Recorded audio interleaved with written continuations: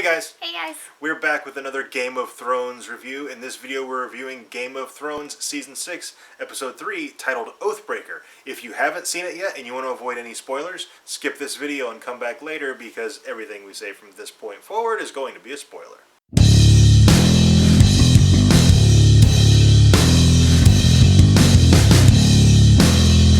Okay, this episode touched on pretty much every major character except for Sansa. Each character got a very little piece of the pie, and consequently there wasn't a whole lot of development other than Arya. Arya's story progressed quite a bit in this episode. Yeah, it did.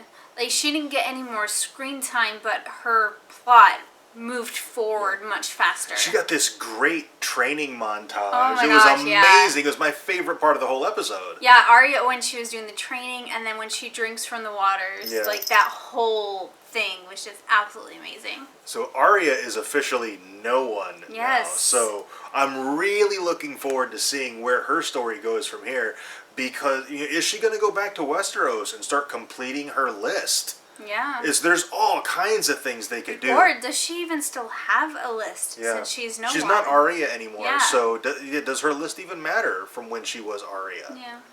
Another really interesting scene in this episode was Bran's vision, and I'm getting the sense that Bran's visions might not necessarily be just visions. Yeah. Is he like astral projecting into the past? Yeah, because he says his father's name, and like he hears him, and it's supposed to be a vision of the past. So it's maybe not quite so vision. He's like, as we "Father," thought. and Ned stops as he's walking up the steps and turns around, and nobody's there. And it's like, I think he might be astral projecting into the past. And I'm like, that could be really cool. Yeah, and that could explain why he can't stay there for very long. Yeah. He could get lost in the past, literally, in spirit form. Yeah. And in that scene, we get, Ned Stark's battle there, the last battle of the war, and Lyanna Stark is up in the tower, and she's wailing, she's crying out in obvious pain, and I'm like, she's totally giving birth to Jon Snow. I think this episode, while not 100% confirming that Jon Snow is a Targaryen, it basically confirmed that Jon Snow's a Targaryen. It's heavily hinting that he's a Targaryen. Yeah. Because it definitely sounded like a woman in labor. Also, Cersei is back and badder and better than ever. She is finally recuperated from her humiliation. I was a little worried at first that we had lost Cersei, that this had broken her.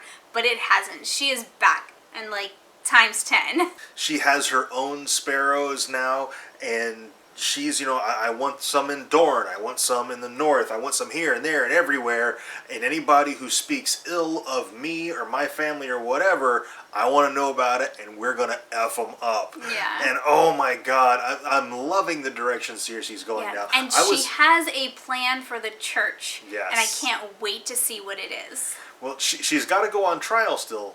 Yeah, and so she's going to demand trial by combat, apparently, because she talks about how the zombie mountain only has to fight one battle. Yeah, but it's got to be more than just that, because although she can demand a trial by combat, that doesn't get rid of the church. It just absolves her of her sins and her atonement.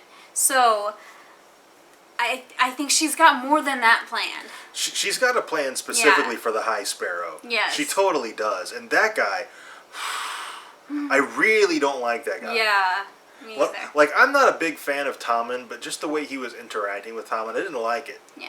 Not like I thought it was a bad scene or anything. It's just that guy gave me a creepster vibe, and I don't like him. Also, Rickon returned to Winterfell, and not by his own will. Yeah, and I don't think this is going to bode very well. Nah, he's been taken prisoner by Ramsay Bolton, and that's not good for anybody in that situation. No. So there's Asha is there with him, and Rickon is there, and oh my gosh. Yeah. It's, the Starks almost, like one of them catches a break, and so the luck's got to change for the other one. Yeah. It's like too many Starks cannot be living it well for too long. And the wolf died. Yeah, Was killed. Rickon's wolf, Shaggy Dog. Yeah. Shaggy Dog died. That makes me more sad than Rickon being captured. Yeah, really. Because, like, Rickon's either going to be tortured a lot, or he's going to die. Yeah. Or possibly tortured a lot and then killed. Things aren't looking good for him.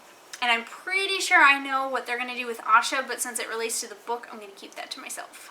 And we were talking as we were watching the episode that Arya's wolf and Ghost are the only two who are left Yeah, alive. like all the wolves, they made such a big deal about finding these wolves, and then they all have been killed. I'm like a little disappointed. I'm with you. I'm like more bummed about the wolves dying than almost any character. Yeah. Oh yeah.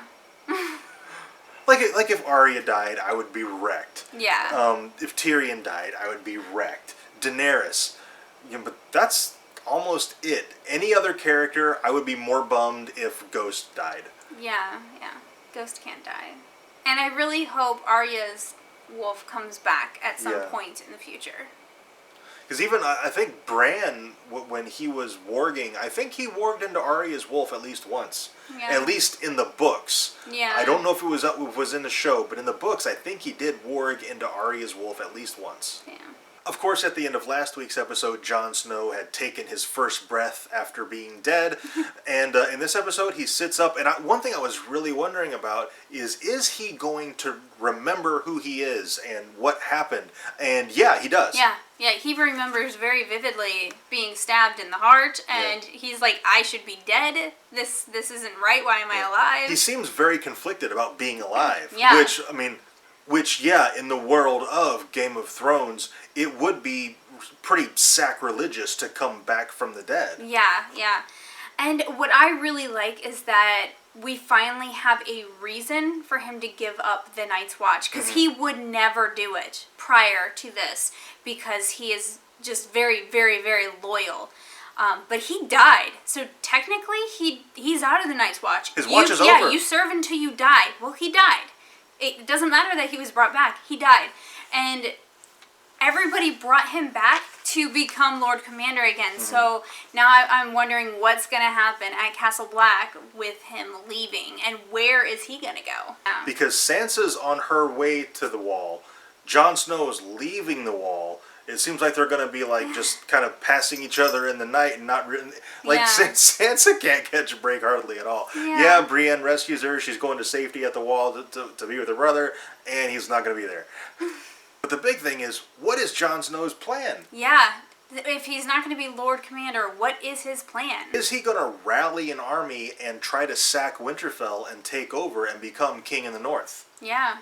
I mean, he could. The wildlings would totally rally behind him. Oh, yeah. And you can imagine Jon Snow with an army of wildlings and giants behind him taking on Winterfell. I'm looking forward to that scene. I really hope we get it.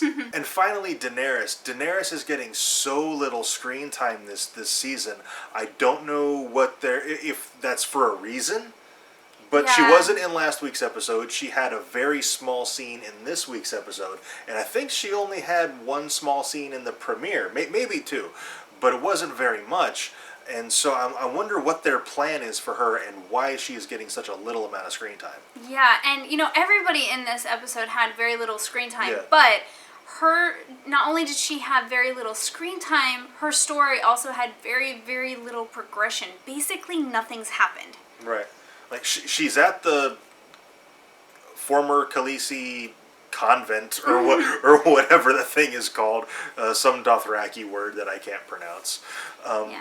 So she's there, and they basically tell her that they don't really know what's going to happen with her yet, because she didn't go straight there. She went out and visited the rest of the world for a little bit. Yeah, so basically she's going to have a trial, I think, and which is not going to bode well for all of them, because... No, Drogon's going to show up. Yeah, she's got Drogon, and Tyrion just released the other two, so... Yeah, Tyrion let the other two dragons out. Drogon's out there. Yeah. Ser Jorah and Dario are both out there. Yeah. So Daenerys has reinforcements a-coming. So I gotta think at some point something's gonna happen, and the Dothraki are gonna fall in line behind Daenerys. Yeah, and I imagine that this is all going to happen after whatever trial they do, she is not going to pass that trial. or she's going to be found guilty or whatever.